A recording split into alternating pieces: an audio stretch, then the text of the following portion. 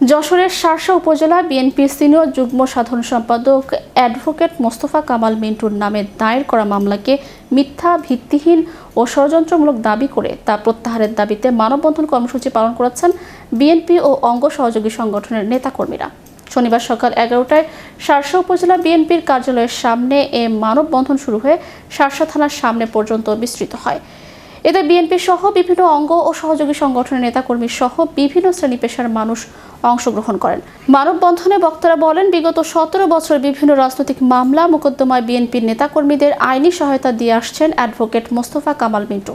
তার বিরুদ্ধে দায়ের করা মামলাটি উদ্দেশ্য প্রণোদিত এবং তার রাজনৈতিক ও সামাজিক সুনাম ক্ষুণ্ণ করার অপচেষ্টা বলে দাবি করেন তারা। বক্তারা মামলার বিষয়টি পুনঃ তদন্তের জন্য শার্শা থানার ভারপ্রাপ্ত কর্মকর্তা ও যশোর জেলা গোয়েন্দা পুলিশের প্রতি আহ্বান জানান। একই সঙ্গে অবিলম্বে মামলা প্রত্যাহারের দাবি জানিয়ে তারা বলেন, দাবি পূরণ না হলে আরো কঠোর কর্মসূচি ঘোষণা করা হবে।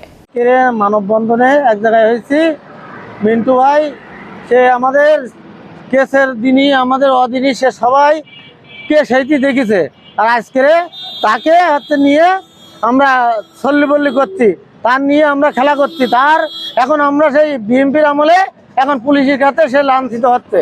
তাহলে এর চাইতে আমাদের দল করার চাইতে না করাই ভালো। আজকের এই মানববন্ধনে যোগ দিয়েছি কারণ আমাদের শার্শা থানার জয়েন্ট সেক্রেটারি উনার উপরে যে পুলিশে হামলা হয়েছে, এই হামলার আমরা তীব্র প্রতিবাদ জানাচ্ছি। মিন্টু ভাইয়ের দীর্ঘদিন 17 বছর রাজপথে থাকার পরেও কেন এখন তাকে হয়রানিমূলক কাজ করা হচ্ছে?